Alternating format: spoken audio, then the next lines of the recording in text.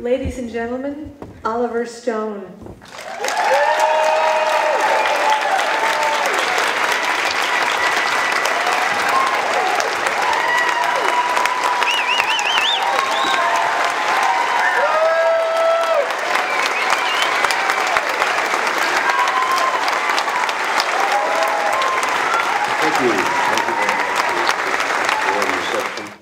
Thank you, Kathy and Robin, for being very nice to me this weekend. I'm too young for this, but I'm too young. But to paraphrase a great man, this is not the end. This is not even the end of the middle. This is the beginning of. This is the middle of the middle, and the beginning of the end. Let's do that. It made me wonder, how does your mind work? You know, do you have those internal fights in your head between your producer and your writer and your director, or are you like, you know, John Lewis and everybody gets along and there's this harmony, or you know, how does that work with you as a producer, as a writer, as a director, all the time? The last psychiatrist I had theorized, and it was very, very, very, I thought, intelligent. I'm not sure how full out it was, but he did say I was named William. I was called William. Oliver was my baptized name, and I was called William by my dad and Oliver by my mom. And he always used to say this thing, you know, William is the good boy, and Oliver's the bad boy. And Oliver does these things that William hates and shocked by. And this is the course of tremendous tension in your life. You don't know who you are because you know, you're partly William, you're partly Oliver, and there's some truth to that, frankly, because I'm always getting scolded by critics and various people, cops,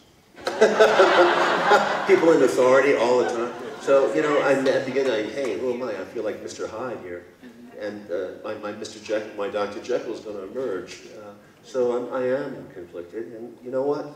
Out of that, I'm going to jump around a lot, and I want to talk about actors. I want to read you a list of people that you've worked with. Joan Allen, James Woods, Michael Douglas, Tom Cruise, Anthony Hopkins, Willem Dafoe, Tom Berenger, Tommy Lee Jones, all of them nominated for acting Oscars under your helm. I forgot Charlie Sheen. No,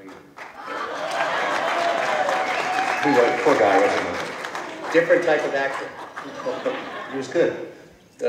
What is it that you do that has such a nice resume of all these Oscar nominees? How do you work with actors to be able to bring out their best?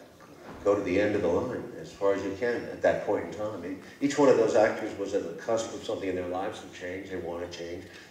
Actors are dying to redefine themselves. So I did stumble into those moments with them. So I encouraged them to find the new in them.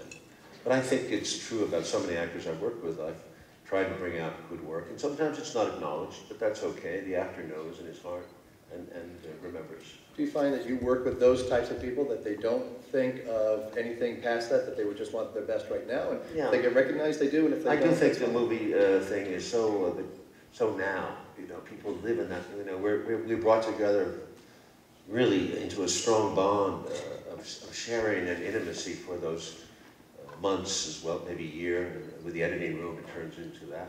So you get to know people very well, and then in a sense, we're total strangers to each other after that, because they move on to another film, they work with another director or writers, producers, and they forget. You know, it's the human condition. We forget sometimes the impact of events on us. But I do remember vividly. I can go into moments. Every film, moments I remember vividly. They mark my life. If you said to me, "Where were you in 1991?" I wouldn't know without checking my head.